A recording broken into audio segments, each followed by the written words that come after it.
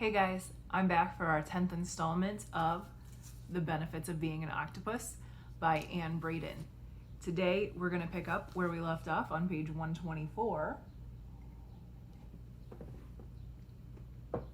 and see how things are going with Zoe and the family and the debate club and Ms. Rochambeau. So let's set our timer. Hey Google, set a timer for 15 minutes. 15 minutes, and that's starting now. Ms. Rochambeau drives me home every day. Her car smells like coffee. And I'm on time to pick up Bryce and Aurora. Plus, Ms. Rochambeau doesn't complain about it, and she doesn't push me about how quiet I am at debate club, and everywhere else, either. Maybe she feels bad about the suck it up comment. I mean, she should. Instead, she talks about things she heard on the radio or saw on TV, like stories about Peru, where Connor had been, and documentaries about this kind of jellyfish that recycles its body as it ages. So unless it gets eaten by something else or smushed or dries up, it never really dies. I'm not about to get Frank to change the channel on his TV, but I kind of want to see for myself all the interesting bits she tells me about.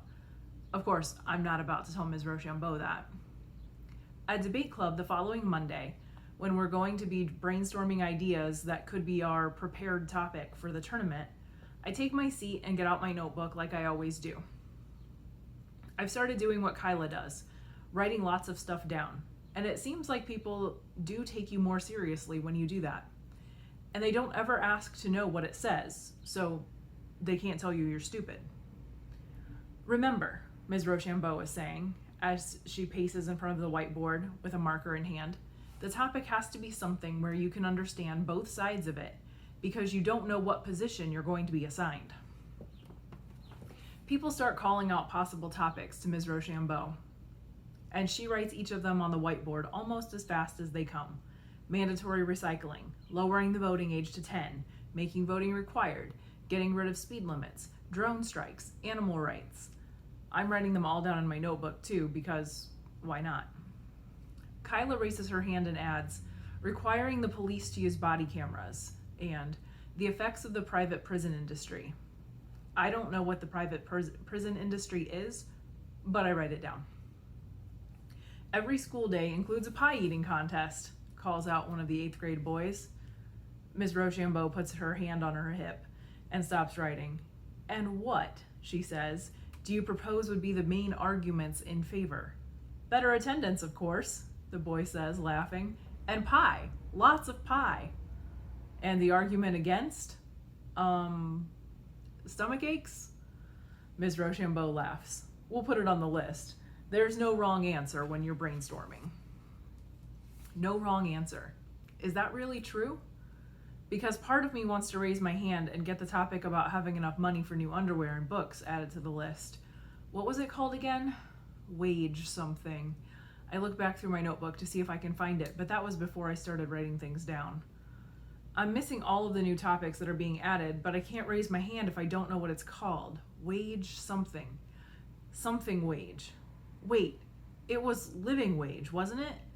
I think that it was. I take a deep breath and I raise my hand. But before Ms. Rochambeau turns around to see it, something else happens. Attention, attention, an automated voice comes over the loudspeaker. This is a lockdown. This is a lockdown. Follow lockdown protocols immediately. This is a lockdown. Follow lockdown protocols immediately.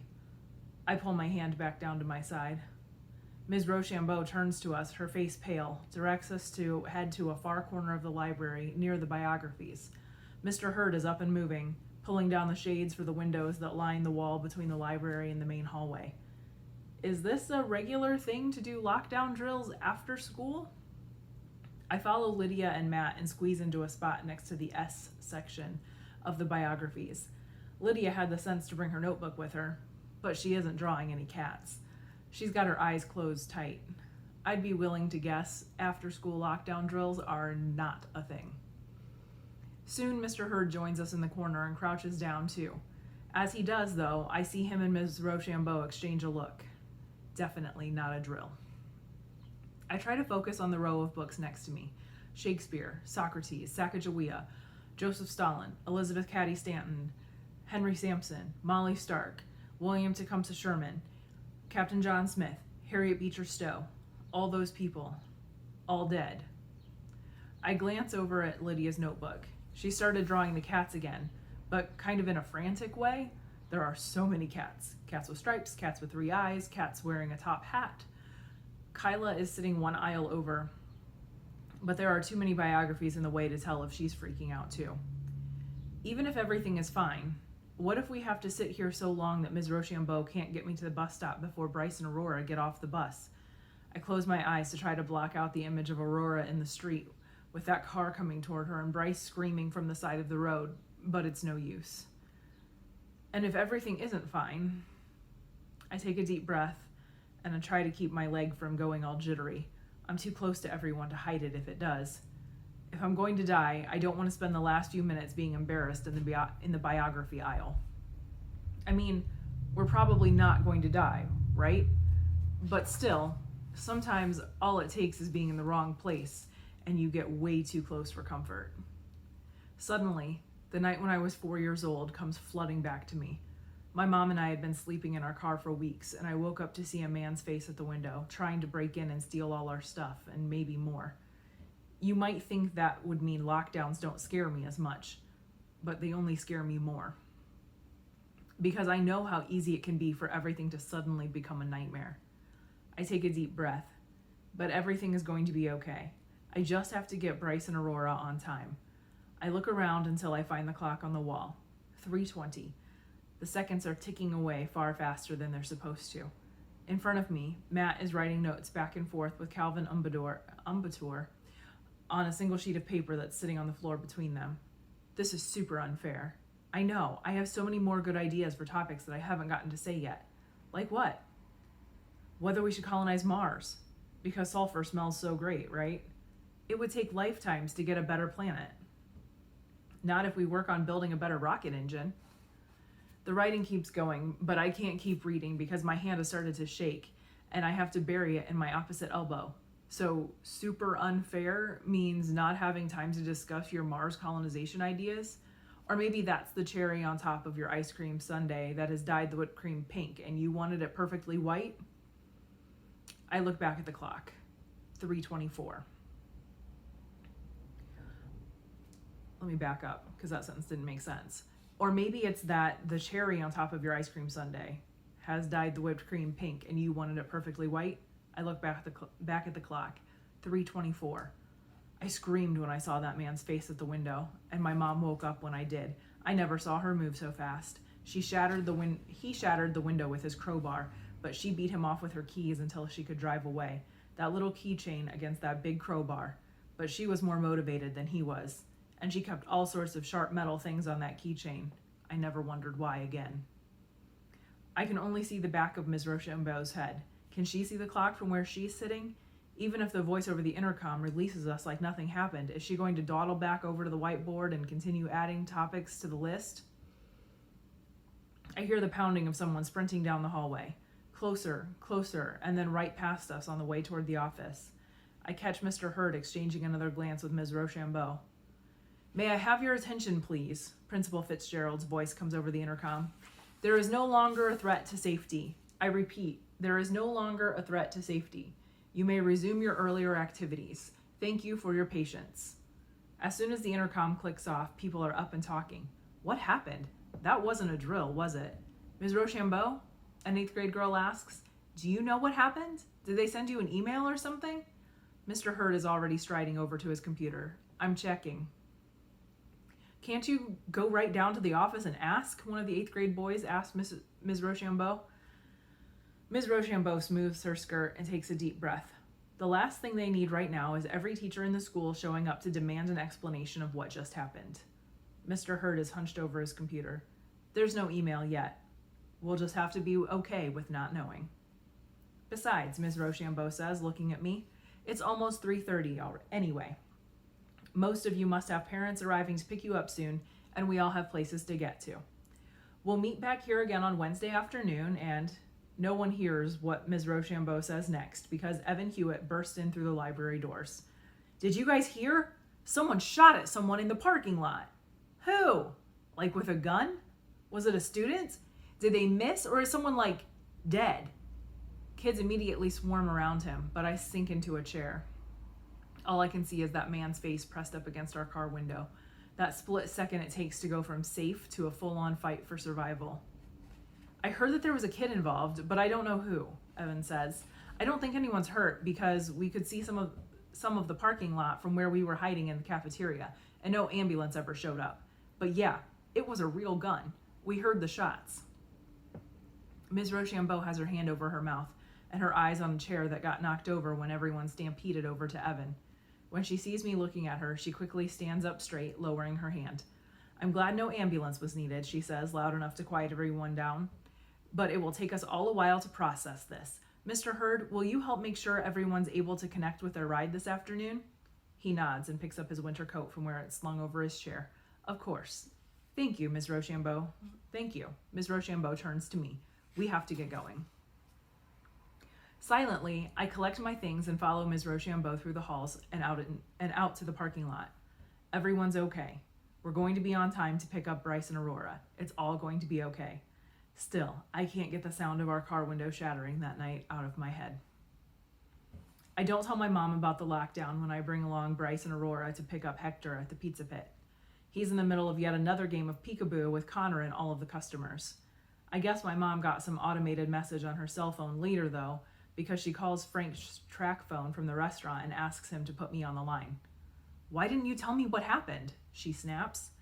Frank is glowering at me like he's going to grab the phone back any second. I didn't want to bother you. I turn around so I don't have to stare at Frank while I talk. Aurora and Bryce are screaming about lightsabers in the bedroom, and Hector is flinging Cheerios out of his tray. You could have gotten killed, my mom yells. Where could she be standing in the restaurant and be able to yell like that? Is she in the walk-in fridge? I wasn't even in the parking lot, I say. I didn't even see the person who had the gun. What'd they say on the message? Do they know who it was? I peer around Lenny's nice curtains to look out the window. They didn't say anything on that stupid message except that there had been shots fired in the parking lot and that no one was hurt and that the police were conducting a full investigation, because that takes care of everything, doesn't it? The icicles hanging off the neighbor's roof have gotten even bigger in the last few days. She doesn't need a motion sensor light for safety. She's got daggers ready to cut down anyone who dares to come too close. But my mom is still talking, but I hear a sharp "time's up" from behind me. I turn to see Frank, still glowering at me and now tapping his wrist. Mom, I gotta go. I hang up and hand the phone back to him. Thanks for letting me use it. So what's all this about a gun? He says it so slowly that it's like he's narrating the documentary about the Civil War that Ms. Rochambeau had us watch.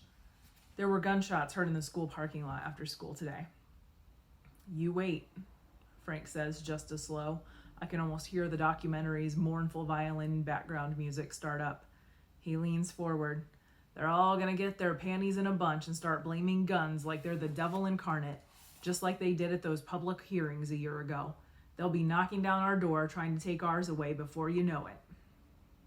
He sinks back down into his recliner and keeps glaring at me like I'm the one showing up to steal his old .22 rifle.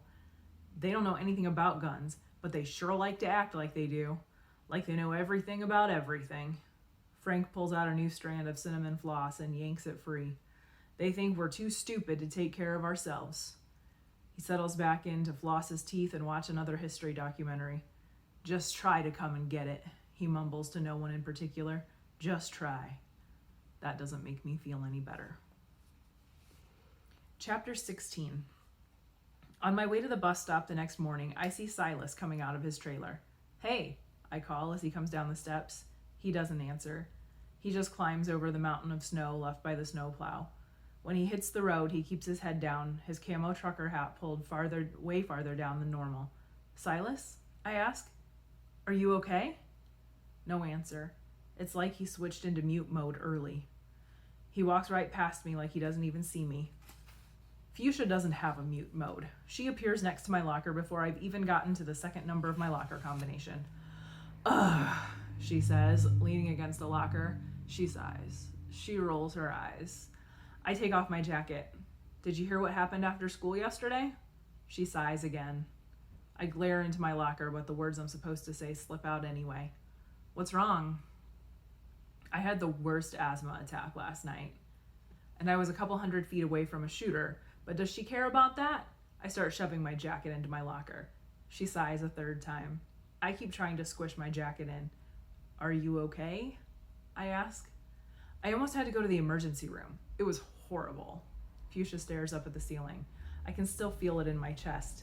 It's like it's ready to tighten up any second to stop me from breathing. Why are you even at school then? She glares at me. I'm on my way to the nurse to make sure she has my inhaler like I'm supposed to. And what's wrong with you? And we'll have to find out what's wrong with her tomorrow.